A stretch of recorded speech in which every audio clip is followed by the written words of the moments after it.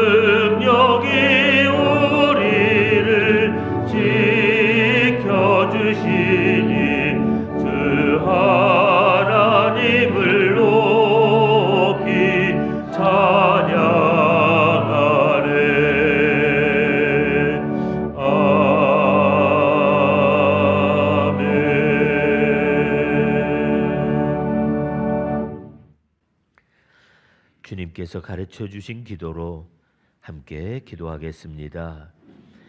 하늘에 계신 우리 아버지, 아버지의 이름을 거룩하게 하시며 아버지의 나라가 오게 하시며 아버지의 뜻이 하늘에서와 같이 땅에서도 이루어지게 하소서. 오늘 우리에게 일용할 양식을 주시고 우리가 우리에게 잘못한 사람을 용서하여 준 것 같이 우리 죄를 용서하여 주시고 우리를 시험에 빠지지 않게 하시고 악에서 구하소서. 나라와 권능과 영광이 영원히 아버지의 것입니다. 아멘.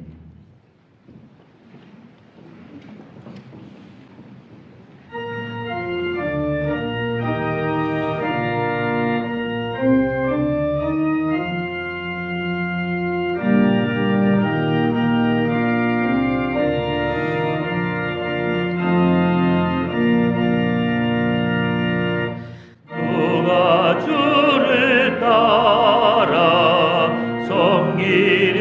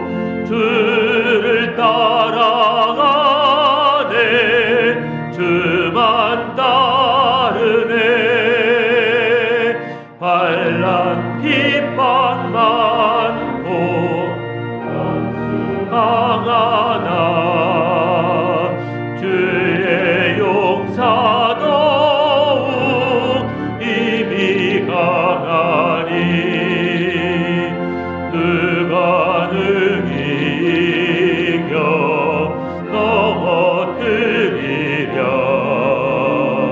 변함없는 진리 승리하리라.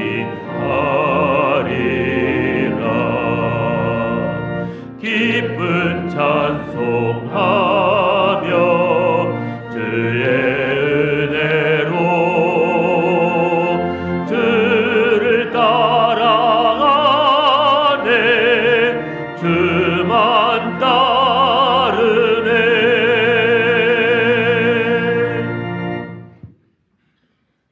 홀로 영광 받으시기에 합당하신 주님, 오늘도 이 자리를 허락하시고 예배를 드릴 수 있게 하시니 감사드립니다.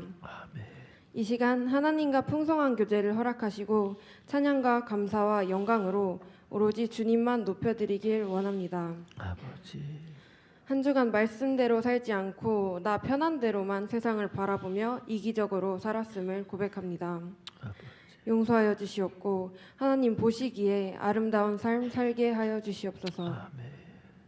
하나님 아버지, 저희는 하나의 교회로서 함께해야 하지만 서로의 다름에만 집중하고 분열되기에 바빴음을 인정하고 회개합니다.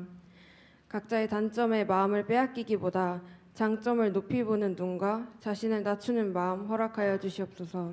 아버지, 오늘날의 대한민국을 위해 기도합니다. 지금 이 나라는 큰 위기 속에 있습니다.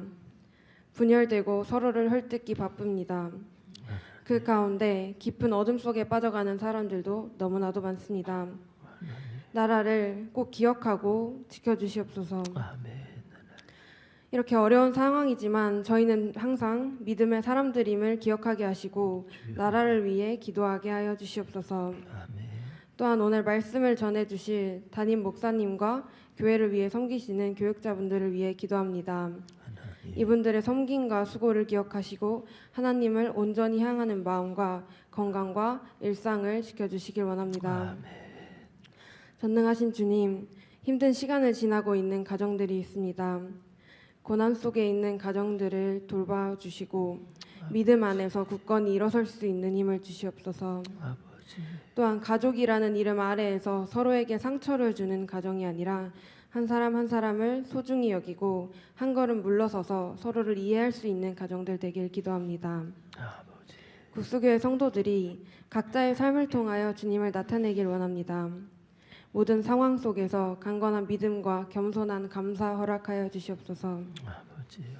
사랑이 많으신 하나님, 많은 청년들이 깊은 고민과 걱정을 가지고 있습니다. 청년들이 가장 의지하고 거해야 하는 곳은 믿음 아님을 깨닫게 하여 주시옵소서. 이 세상과 모든 관계는 사람들이나 자기 자신만으로 이루어 나가는 것이 아니라 항상 성령님과 함께해야 한다는 것을 깨닫게 하여 주시옵소서. 이 예배가 주님 기뻐 받으실 예배가 되길 원합니다. 이 모든 말씀 예수 그리스도의 이름으로 기도드립니다. 아멘.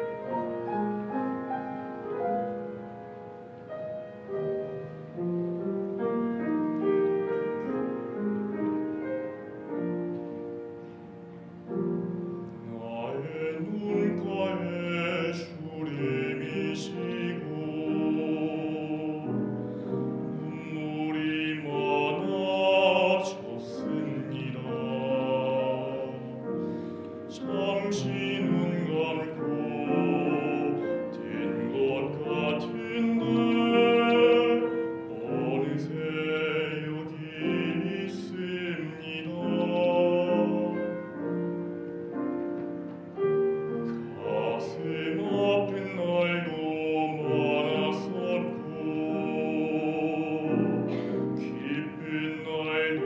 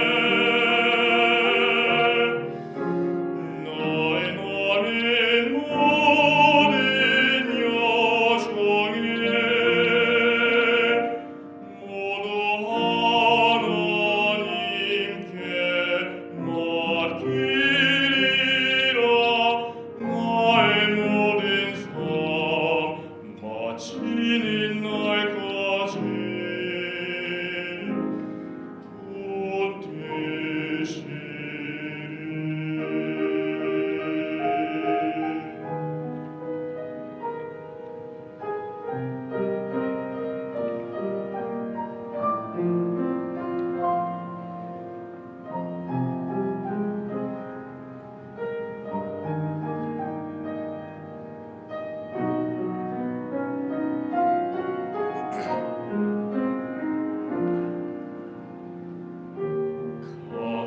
아픈 날도 많았었고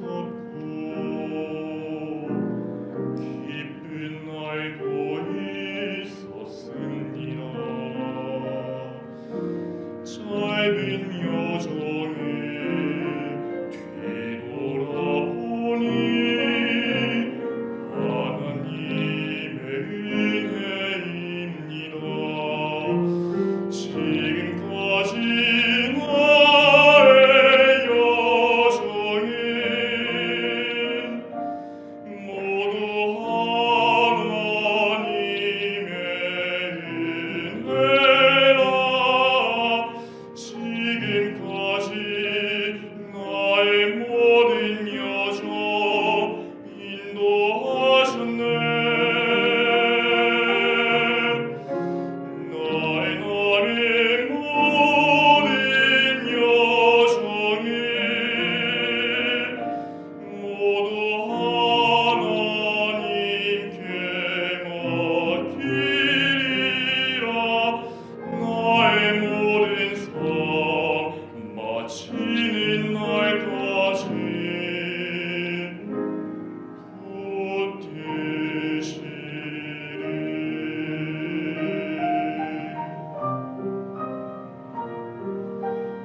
나의 모든 삶 마치는 날까지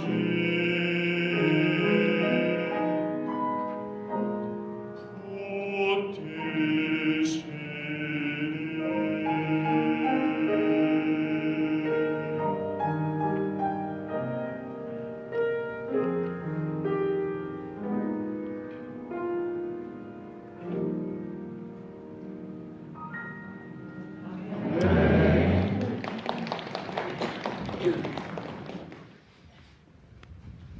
오늘 우리에게 주시는 하나님의 말씀은 사도행전 17장 10절부터 15절 말씀입니다.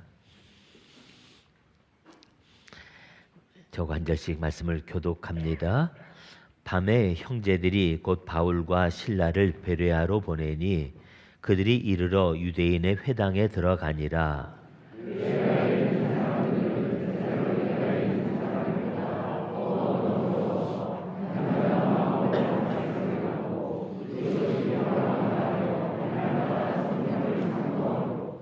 그 중에 믿는 사람이 많고 또 헬라의 귀부인과 남자도 적지 아니하나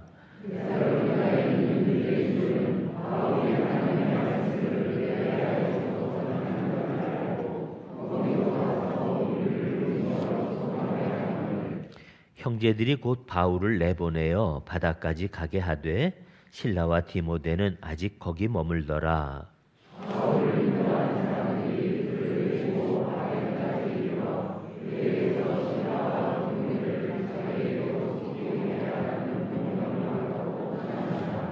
아멘.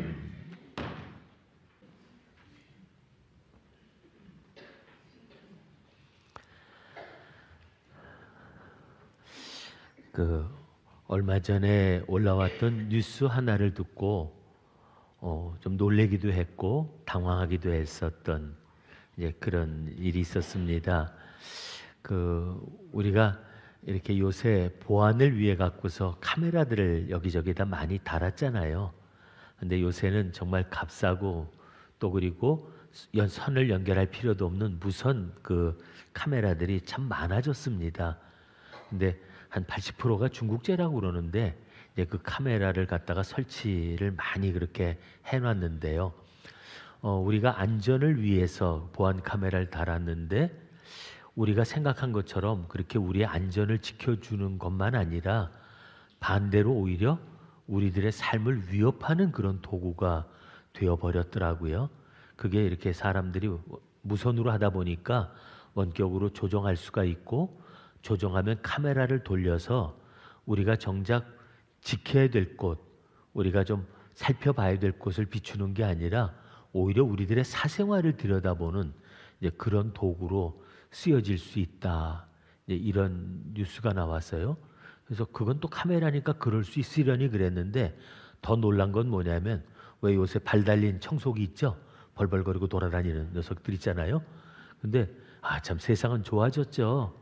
이 세상에 뭐 지가 알아서 다 다니면서 그 청소해 주니까 참 세상 좋아졌다 그랬는데, 그 발 달린 이 청소기가 어떻게 청소를 하나 그랬더니 거기 카메라가 달렸대네요. 그래서 자기가 이렇게 보고 다니면서 장애물도 피하고, 또 AI가 들어있어서, 그래서 이거 인공지능이 들어있어 가지고요. 그래서 자기가 이렇게 코스라든지 다니면서 이제 다 청소하고 또 제자리로 돌아가기도 하고, 이제 이런 첨단 기술들이 그 안에 이제 다 들어가 있다는 겁니다. 그런데 문제는 뭐냐? 이것도 해킹이 가능하다네요. 딴 사람이 그걸 가지고 이렇게 내 집안에 있는 청소기를 조정을 할 수가 있대요. 그래서 내 집안에 있는 청소기를 가지고 우리가 살아가는 일상생활을 촬영을 할 수 있다는 거예요. 또 무선이니까 그걸 받아서 녹화도 할 수 있고요. 제가 그 얘기 들으니까 소름이 끼치더라고요. 근데 사실 우리가 사방에 카메라가 깔려 있는데 피할 데가 없잖아요, 이제는요. 근데 심지어는 집안에까지 우리가 카메라를 놓고 있는데, 그러라고 만든 카메라가 아닌데 그 카메라를 도리어 그런 식으로 악용하는 사람들이 있다는 얘기를 들으니까, 또 그럴 수 있다고 그러니까 제가 참 세상에 무섭다는 생각을 할 수밖에 없게 됐습니다. 세상은 하루하루 다르게 변합니다. 기술도 굉장히 많이 발전하고 또 없던 새로운 기계들도 수없이 많이 생겨납니다. 그 덕분에 우리들의 생활은 많이 편안해졌고 또 우리가 그 혜택을 보며 살아가게 됐지만요. 그런데 이런 좋은 기술이 하나가 나오면 세상이 좋아지는 것만이 아니라 그 기술을 이용해서 못된 짓을 하는 사람들이 더 극성을 부린다는 거죠. 여러분, 컴퓨터 나오고 나서 그 컴퓨터를 통한 범죄가 얼마나 많아졌는지 아시죠? 휴대폰을 우리에게 주어져서 얼마나 우리가 일상이 편해졌습니까? 근데 이 휴대폰이 범죄의 도구로 쓰여질 수 있고, 이 휴대폰 때문에 당하는 사람들이 너무너무 많아진 거예요. 심지어는 자기들의 모든 신상 정보와 자기의 일상이 다 하나의 데이터화 돼 가지고서 누군가 그걸 수집하고 우리들의 삶을 조종을 하는 이런 세상을 지금 우리가 살아가고 있거든요. 더더군다나 요즘은 인공지능이 기술이 나왔는데 그게 뭐야 그러고 보통 사람들은 어하고 있지만요. 똑똑하다는 사람, 앞서가는 사람들은 그 기술을 이용해서 세상 사람들이 눈치도 채지 못하는 그런 다른 범죄들을 지금도 만들어가고 있는 그런 지금 일들이 우리 사회 곳곳에서 벌어지고 있다는 겁니다. 제가 이런 걸 보면서요, 좀 그런 의문을 가져봐요. 왜 사람이 그렇게 못됐을까? 아니, 왜 이렇게 나쁜 머리는 잘 돌아갈까? 우리 그런 생각을 해보게 되거든요. 하지 말아야 될 짓을 열심히 하는 사람들 너무 많습니다. 남이 어떻게 되거나 말거나, 그 다른 사람은 뭐 죽거나 말거나 상관없이 그저 정말 못된 짓을 하는 사람들은 도망 다니고 숨어 다니고 온갖 편법을 써가면서라도 그런 일들을 쉬지 않고 하고, 또 그리고 문제가 되면 또 수법을 또 바꿔서 또 못된 짓을 또 하고 하면서 아주 못된 머리를 잘 쓰고 그런 일에 또 무지하게 열심을 내서 그렇게 살아가는 사람들이 세상에 너무 많다는 거죠. 근데 제가 오늘 왜 이 말씀을 드리냐면, 그렇게 못된 머리를 쓰는 사람은 많은데 착한 머리를 열심히 쓰는 사람들을 찾기가 쉽지 않기 때문입니다. 못된 짓을 하는 사람은 너무 많은데 열심히 살아보고 좋은 일을 하려고 그만큼 열심을 내는 사람들을 보기는 쉽지 않기 때문입니다. 사도 바울은 전도자였습니다. 정말 하나님의 사랑과 그 열정에 붙잡혀서 가는 곳곳을 다니면서 그런 복음을 전하지 않았습니까? 우리가 아는 대로요, 목숨 내놓고 복음을 전했습니다. 그런데 사도 바울이 복음을 전하는 일은 사실상 얼마나 큰 은혜입니까? 하나님이 우리를 구원하신 은혜, 우리가 죄와 사망의 권세에서 벗어나서 하나님의 자녀가 될 수 있는 길, 죽을 수밖에 없는 우리 인생을 영생으로 인도하시는 하나님의 축복을 선포하는 것, 이것이 바로 복음 아닙니까? 사도 바울이 가서 전하는 이 복음이 사람들을 위해서 정말 필요한 말씀을 전하는 것인데도 불구하고요, 사도 바울이 저 말씀을 전하러 갈 때마다 정말 그 말씀을 듣고 구원받은 사람들도 있었지만 오히려 그 말씀을 회방하고 사도 바울이 말씀을 전하지 못하도록 방해하는 사람들이 그만큼 더 극성스러웠다는 겁니다. 데살로니가에 가서 말씀을 전했지만요, 결국 거기를 떠날 수밖에 없었잖아요. 얼마나 이 시기하는 유대인들이 못된 짓을 했는지 사도 바울을 잡겠다고 성을 뒤지고 돌아다니고요, 심지어는 야손이 살던, 그가 머물던 집에까지 쳐들어가서 야손의 식구들을 다 끌고 그리고 나가서 고발하기도 하고요. 그래서 자기로 인해서 성도들까지 많은 피해를 입게 생겼거든요. 그리고 더 이상 그 성에서 복음을 전할 수 없게 되니까 할 수 없이 사도 바울은 거기를 떠날 수밖에 없었습니다.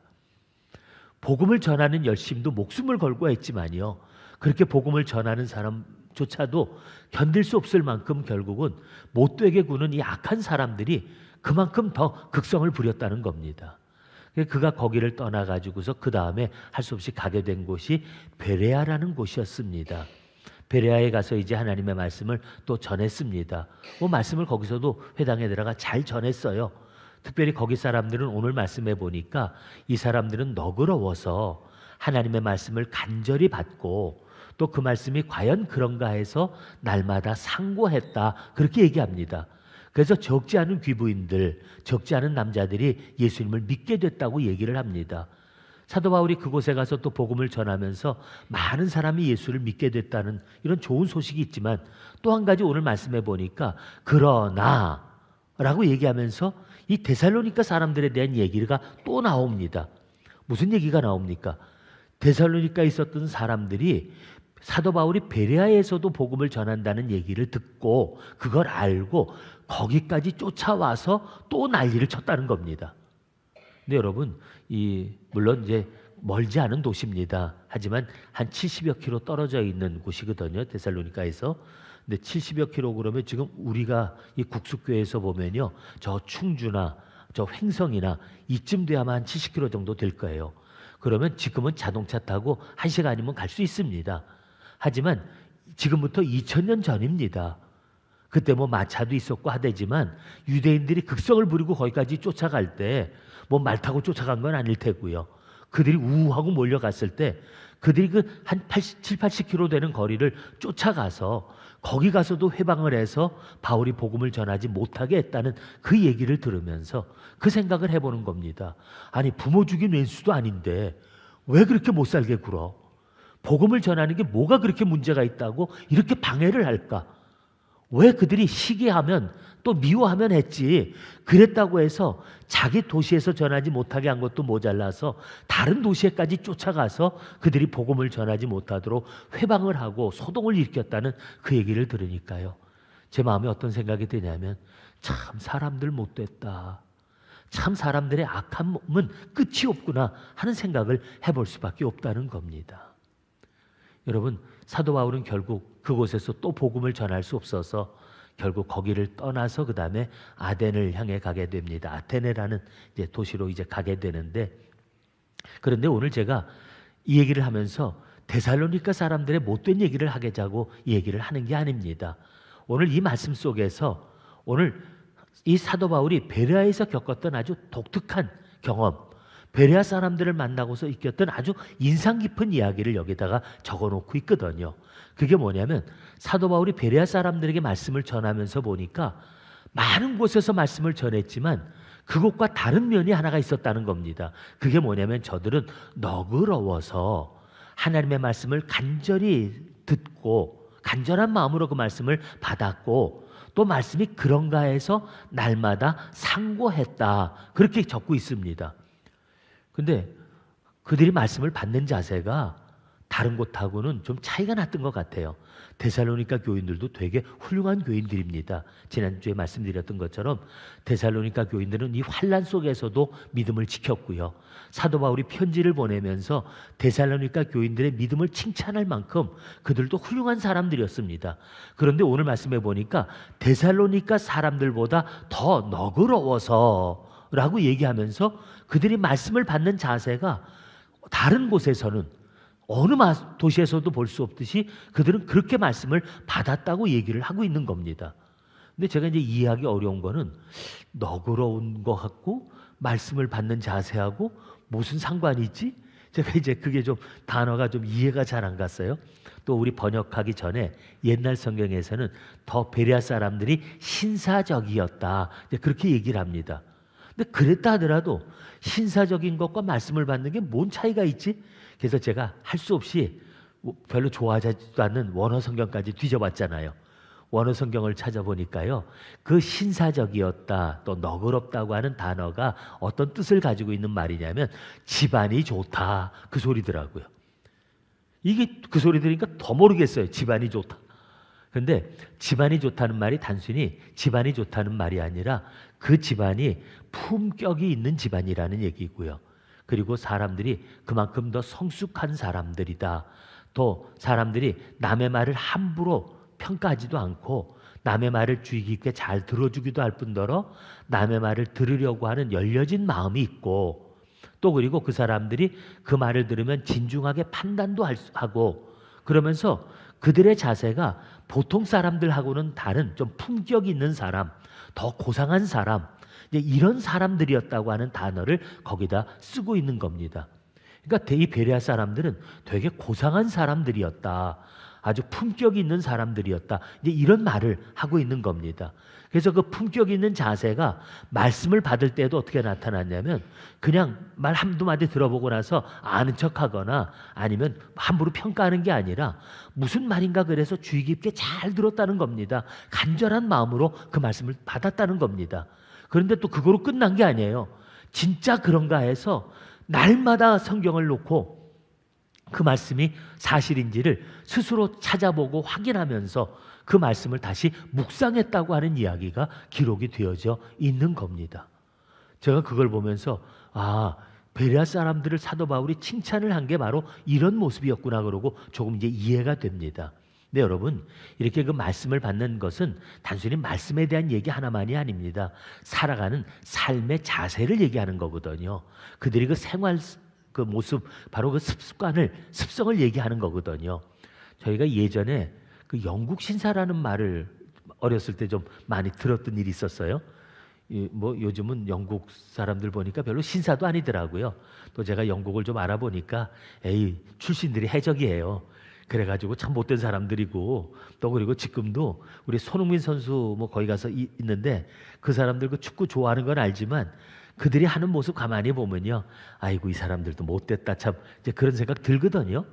그런데 그런 사람들이 비록 많아도요, 그래도 가문 있는 집안이 있어요. 아까 우리가 얘기한 대로 집안이 좋다, 가문이 좋다. 근데 그 가문이 좋다는 집안 사람들을 우리가 영국 신사라고 얘기를 했는데 그 사람들은요, 정말 일반 사람들에게서 볼 수 없는 품격이 그들에게서 있었던 것을 제가 어려서부터 얘기를 많이 들었거든요. 이 사람들은요, 우리나라 사람들은 지금 어떨지 모르겠어요. 전쟁이 났다 그러면 아마 우리나라 고위 공무원들 또 잘 사는 집 사람들 아마 자식들 다 외국으로 빼돌릴 것 같아요.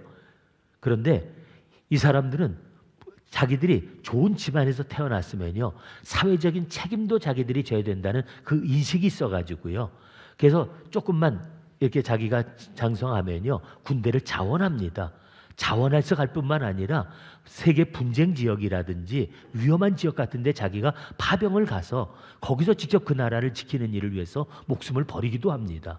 그건 자기들이 좋은 집안에서 태어난 사람이라고 하는 것에 대한 자긍심이고, 그만큼 사회적인 책임을 가지고 있다는 그런 인식을 가지고 험하고 굳은 일에 앞장을 서는 사람들이라는 것을 얘기해 주는 겁니다. 제가 예전에 그 영국 신사들을 어쨌든 라고 말하는 그 좋은 집안의 사람을 만나봤더니요, 또 그런 집안의 얘기를 좀 들어보니까 그 사람들은요, 확실히 보통 사람들하고는 달라요. 우리는 여름이 되면요 옷도 편하게 입잖아요. 그리고 양복을 입어도 옷을 좀 간편하게 입는데 그 사람들이 말하는 정장은요 반팔 와이셔츠가 없더라고요. 옷을 입어도요 꼭 긴팔 와이셔츠를 입고 아무리 더워도 옷을 지킵니다. 그리고 자켓을 꼭 입고요. 이제 그러면서 그들은 태도에서 흐트러짐을 보이지 않습니다. 뿐만 아니라 음식을 갖다 이렇게 대접하면 심지어 한국 같은 데 와서 그 뜨거운 그 매운 이제 그런 음식을 줘도요. 그 음식을 먹으면서 땀을 비질비질 흘리면서도요. 그러면서도 소리 내지 않고 음식을 먹으려고요. 그리고 그들이 음식 먹는 모습 보면 얼마나 조심하고 남을 배려하는지. 그래서 제가 집안이 좋다라는 말이 가문이 좋다라고 하는 말이 그냥 그것이 좋은 집에서 태어났다는 얘기가 아니라 그만큼 다른 사람들과는 다른 품격과 성숙함을 가지고 산다라고 하는 그런 뜻을 가지고 있는데 사도 바울이 베레아교에 갔다가 딱 거기서 느꼈던 게 뭐냐면 그 사람들은 참 훌륭한 사람들이다. 품격 있는 사람들이다. 그리고 느꼈다는 겁니다.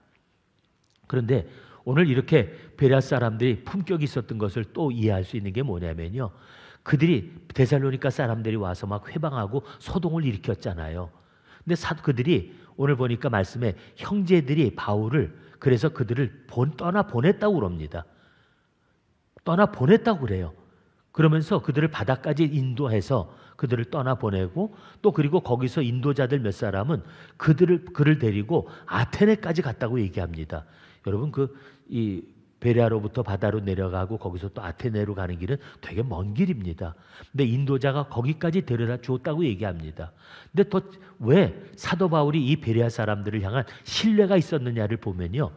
이 바울이 아테네까지 가서 자기를 데리고 와준 사람들에게 뭐라고 부탁하냐면 아직 거기 남아있는 실라와 디모데까지 자기에게 보내달라고 그렇게 얘기를 하는 겁니다.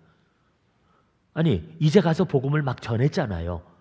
이제 겨우 예수를 믿기 시작한 형제들 아니에요. 그런데 그런 일들을 당한 걸 보면서 우리는 걱정 말고 여기를 피하라고 그들을 떠나보내 주었다는 겁니다. 사도 바울도 그들을 떠날 때 걱정과 근심을 가지고 떠난 게 아닙니다. 이런 사람들이라면 하고 믿고 그 사람들을 떠날 수 있었던 거고요. 떠나면서도 뭐라고 말하냐면 실라하고 디모데까지도 함께 보내다오 이러고 요청할 수 있었다는 거죠. 사도 바울이 마음에 만일 불안했다면 어땠겠어요?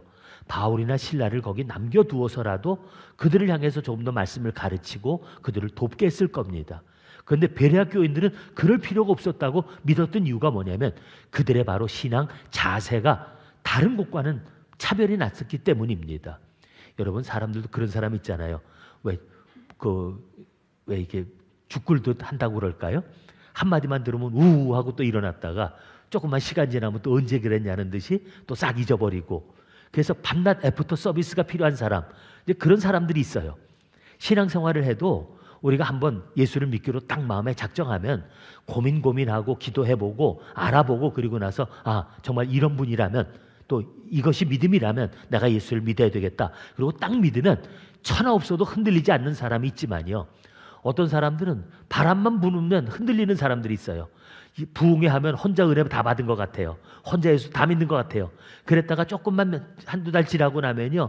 예수님이 계신지 안 계신지 내가 구원받았는지 그것조차도 의심할 만큼 또 믿음이 바닥으로 떨어져요.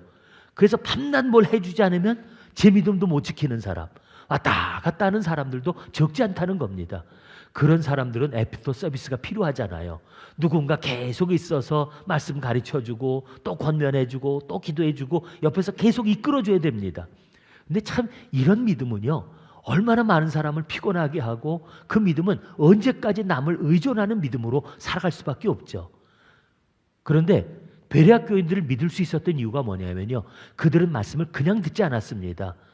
사도 바울이 하는 낯선 이야기를 그들은 주의 깊게 들었습니다.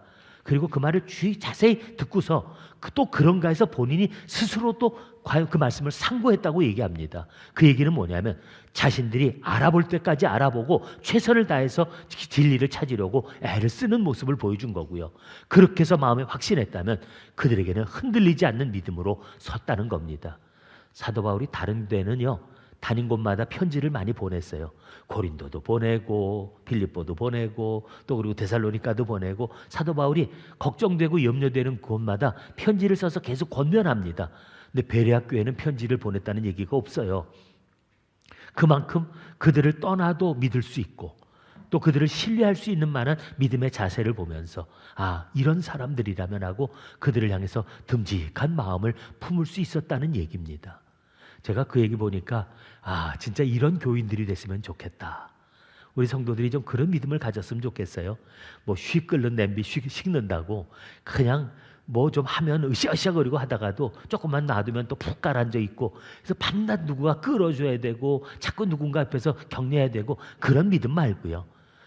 정말 하나님의 말씀을 들을 때도 진지하게 듣고 정말 그런가 해서 말씀을 잘 주의 깊게 더 살펴보고, 그래서 마음에 한번 결단했으면 흔들리지 않는 믿음으로 딱 자기 중심을 잡고, 그리고 그렇게 그 믿음을 가지고 살아갈 수 있는 그런 사람들이 된다면 얼마나 우리들이 정말 교회가 든든히 설 수 있을까라고 하는 생각을 해봅니다.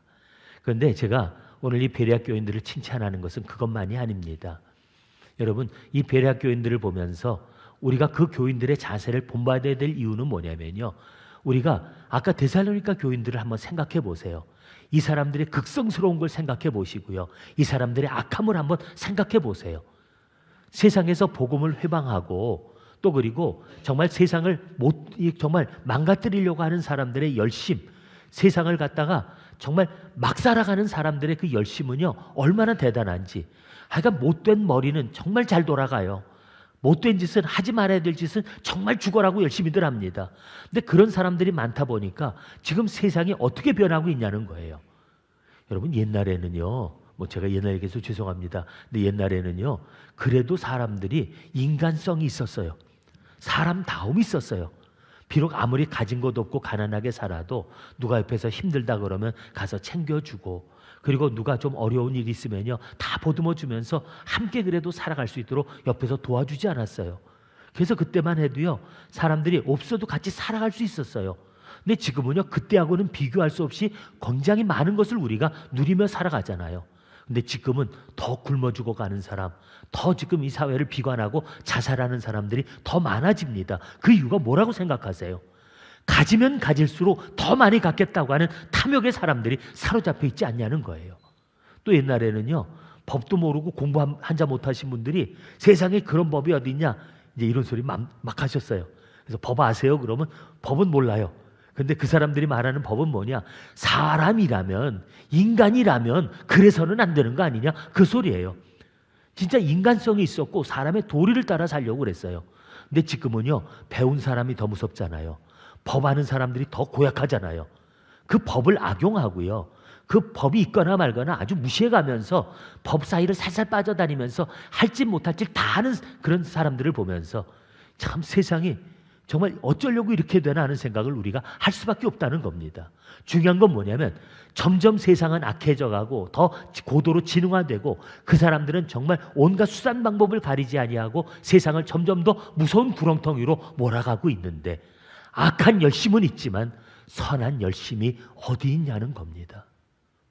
제가 베레아 사람들이 정말 간절히 사모해지는 이유가 뭐냐면 그들이 가지고 있었던 그 선한 열심, 그들이 가지고 있었던 그 자세가 오늘 우리 신앙인들에게 있었으면 좋겠다고 하는 것은 이 험한 세상 가운데서 우리가 감당해야 될 이 세상에 사명이 있기 때문이라고 하는 겁니다.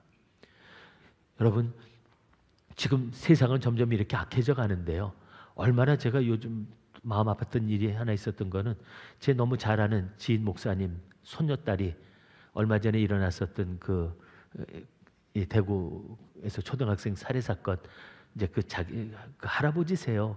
목사님 손녀딸인데 어떻게 학교에서 애가 죽어요. 그리고 어떻게 자기 선생님이 애를 죽여요. 그것도 칼을 사놓고 애를 유인해 가지고서 그렇게 자기 아이를 죽일 수가 있어요. 어쩌다가 세상이 이렇게 됐을까? 제가 그 뉴스를 듣고 지인 일에서만이 아니라 그렇게 변해가는 세상 앞에서 제가 정말 당황함을 금할 수가 없거든요. 그런데 제가 더 속상하고 화가 났던 게 뭔지 아세요? 그 일이 벌어지고 난 다음에 그 다음에 우리 사회에서 거기 반응하는 모습들 보고 제 마음이 얼마나 아팠는지 모릅니다. 여러분, 그 뉴스 기사를 하나 보니까요, 제가 웬만하면 제가 댓글 달고 이런 걸 안 하는데 뉴스 하나가 났는데 화가 나서 거기다가 제가 좀 싫은 소리를 써서 댓글을 달았어요. 뭐라고 했냐면요, 그 애가 그 선생님이 자기를 죽일 때 얼마나 처절하게 저항을 하고 했는지, 몸에 난 상처가 어땠고 뭐 몇 군데나 찔렸고 뭐 이제 이러면서 그 당시 상황을 갖다가 묘사해서 그렇게 이제 그 신문 기사를 냈더라고요. 당연히 그랬겠죠. 그런데 여러분, 지금 그런 사건이 벌어졌을 때 기자가 바라봐야 될 게, 애가 그 상황에서 얼마나 끔찍했을까, 애가 얼마나 그 상황을 벗어나려고 발버둥치고, 선생은 그런 애를 죽이려고 얼마나 정말 칼을 휘둘렀고 상처를 얼마나 많이 냈고. 여러분, 그게 기자가 할 일은 아니잖아요. 제가 이 일 보면서 속상했던 건 뭐냐면요, 어쩌다가 우리가 학교를 믿지 못하는 세상을 살아가게 됐을까? 이제는 선생님의 말씀 잘 들으라고 애들한테 얘기할 수 없는 그런 세상이 됐을까? 지금 이렇게 변해버린 세상 때문에 이 문제를 놓고서 우리가 가슴 아파하고, 앞으로 우리가 어떻게 이 교육계를 정말 바르게 세우고 다시 신뢰할 수 있는 학교를 만드느냐, 선생님들이 어떻게 자녀들을 더 사랑하며 정말 스승됨을 회복할 수 있느냐, 이런 문제를 가지고 관심해야 되는데, 그 순간에 일어났던 일을 자극적으로 써가지고 자기 뉴스 조회수나 올리려고 하는, 제가 그런 걸 보니까요, 얼마나 화가 나는지요. 또 거기에 달렸던 댓글 보니까 진짜 무서운 것들이 많더라고요. 이 아이를 잃어버린 다음에 아이가 없다 안 나온다 그러니까 아버지가 어플을 켜서 이제 애를 찾았잖아요. 학교에 있다. 그래서 이제 그 할머니가 이제 그 애를 찾아 나서 다닌 건데, 그 어플이 뭐 인가되지 않은 어플이다. 그래서 그런 어플을 사용했다. 이제 이걸 가지고 또 뉴스를 또 얘기하고 있고요. 뿐만 아니라 또 무슨 얘기가 나오냐면, 학교 교사님들이 반발을 하더라고요. 이렇게 되면 교권이 침해되는 거 아니냐. 우리가 그런 어플 때문에 우리가 하는 일들이 감시를 당하고 있고, 우리가 애들하고 하는 게 이게 정말 보호가 안 된다고 하면 우리가 어떻게 애들을 가르치란 말이냐. 그러면서 이제 그런 어플이 있다는 것에 대해서 교사들이 반발하는 얘기가 나와요. 심지어 더 화가 났던 건 뭐냐면요, 또 애 죽었다고 또 애 팔아서 돈 벌려고 그러는 거지, 이제 이런 소리까지 있더라고요. 아이고, 제가 그냥 누군지 알았으면요 진짜 거기도 쫓아가서 한 대 쥐어받고 싶어요. 네가 사람이냐고 그러고 한번 묻고 싶어요. 그런데 여러분, 지금 그게 어디 한 군데서 일어난 일이 아니잖아요. 지금 우리 세상 곳곳을 보면요, 정말 썩어간다, 어두워져 간다, 세상이 이러다가 망하게 생겼다는 얘기가 여기저기서 들려올 수밖에 없는데, 중요한 거는 세상이 그럴 수밖에 없지만 그러면 어떻게 할 거냐라고 물었을 때 누가 거기 대답하냐는 겁니다. 아까 제가 영국 신사들 얘기하면서 말씀드렸잖아요. 좋은 가문에서 태어났다는 거는 자기가 좋은 가문에 태어났으니까 혜택만 누린다는 말이 아닙니다. 사회적인 책임성을 가진다는 얘기인데요.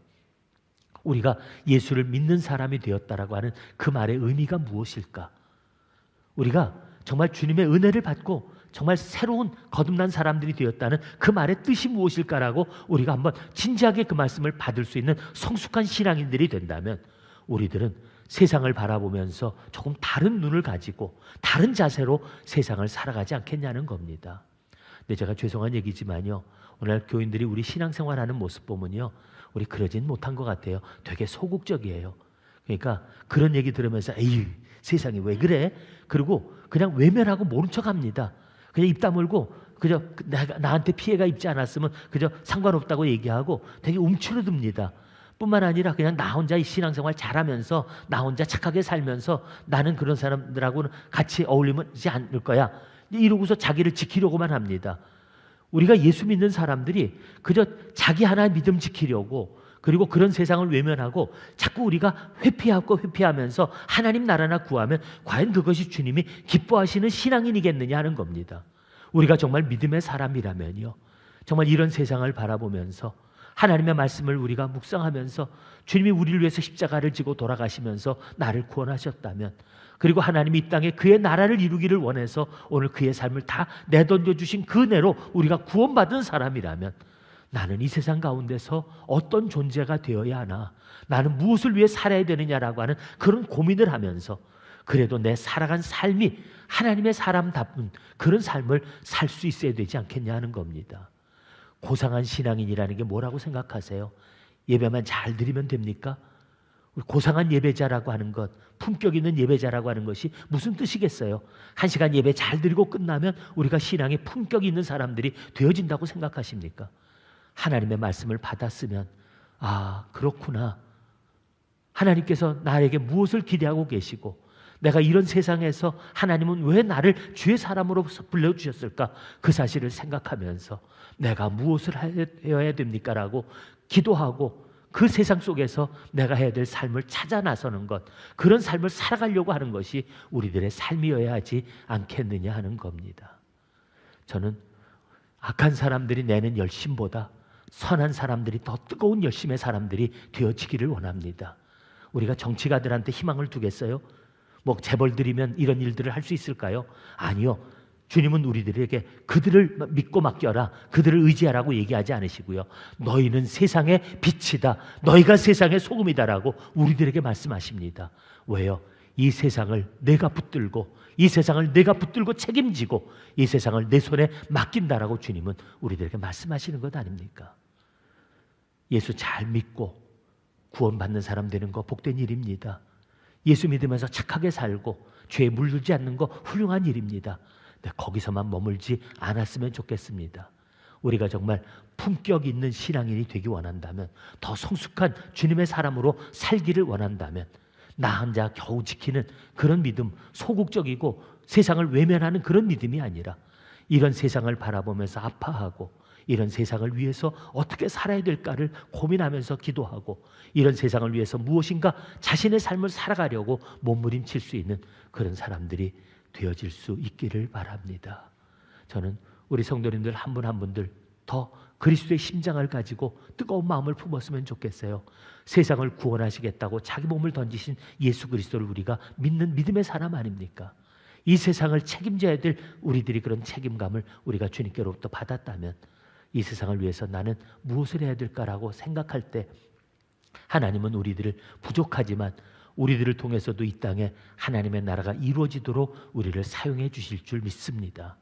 그 뜻이 우리를 통해서 이루어지도록 오늘도 주님 앞에 우리들의 삶을 드리는, 정말 주님이 믿고 이 세상을 맡길 만한 품격 있는 신앙인, 더 성숙한 신앙인들로 살아가겠다는 다짐이 오늘 우리에게 함께 있었으면 좋겠습니다. 못된 사람들이 열심을 내는 만큼 우리 믿음의 사람들이 더 뜨거운 그리스도의 심장을 가지고 정말 하나님의 쉬지 않는 그 열심을 가지고 우리들이 하나님의 사람으로서 살아갈 수 있는 주님의 사람들, 열정 있는 주님의 사람들이 되시기를 주 이름으로 축복드립니다. 함께 일어나서 응답의 찬양 드립니다.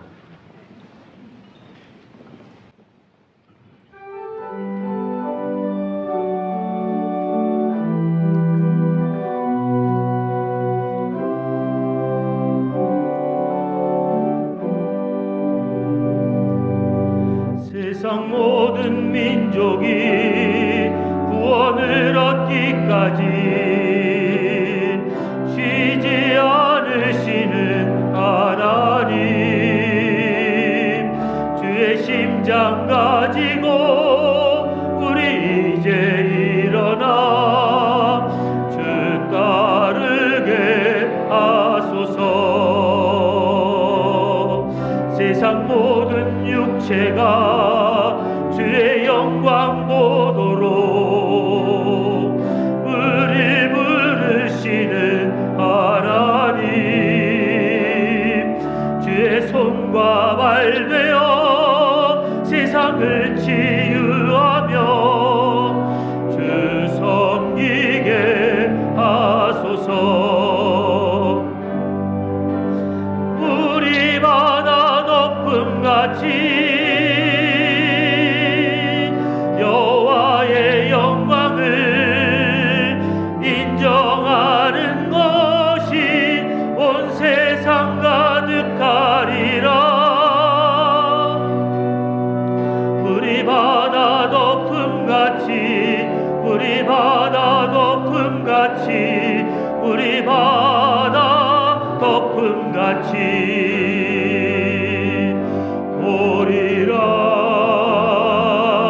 그날에 주의 영광 가득한 세상 우리는 듣게 되리. 온 세상 가득한 승리의 함성 우리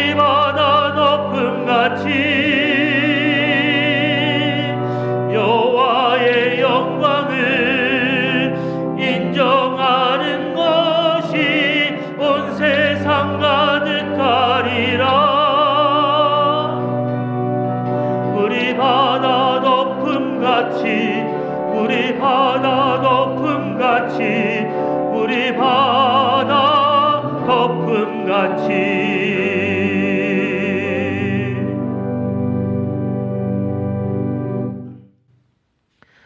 하나님, 세상은 점점 어두워져만 갑니다. 세상은 점점 무섭게 악해져만 갑니다. 이 세상 가운데서 오늘도 고통받고 숨조차 쉬지 못하며 살아가는 많은 사람들의 고통 소리가 이 땅에 가득 차 있습니다. 남이 어찌 되거나 말거나 세상이 어찌 되거나 말거나 인간의 어리석은 탐욕과 저들의 미련함이 저들의 사악함이 오늘도 세상을 죄악으로 물들이고 있는데, 하나님, 이 땅에 세우신 주님의 교회들을 다시 한번 일깨워 주시옵소서. 하나님의 사람들을 다시 한번 주의 손에 붙들어 주옵소서. 말씀을 받고 그저 자신의 구원 하나에 매달려 살아가는 소극적인 신앙으로 살지 않게 하여 주시고, 오늘도 이 세상에 대해서 책임 있는 자세로 살아갈 수 있는 더 성숙하고 품격 있는 주님의 사람들이 되게 하여 주시기를 원합니다. 아버지 하나님, 오늘도 우리가 여기 있사오니 다시 한번 주님의 말씀을 들은 우리를 주의 것으로 붙들어 주시고 하나님의 나라가 이 땅에 이루도록 사용해 주시옵소서. 세상을 원망하고 비방하는 것으로 끝나지 말게 하시고, 오늘도 이 세상에 주님의 심장을 가지고 주님의 열심이 내 안에서 또한 이루어지도록 우리를 주님께 드려 헌신할 수 있는 주의 종들로 살게 하여 주시옵소서. 이제는 우리 주님 예수 그리스도의 은혜와 하나님 아버지의 그 크신 사랑과 성령님의 감동하심과 우리를 주장하심이 주여 내가 여기 있나이다 고백하며 하나님 손에 쓰임받기 원하는 사랑하는 주의 백성들 위해 세우신 몸된 교회 위에 이제로부터 영원까지 함께 계시기를 간절히 축원하옵나이다. 아멘.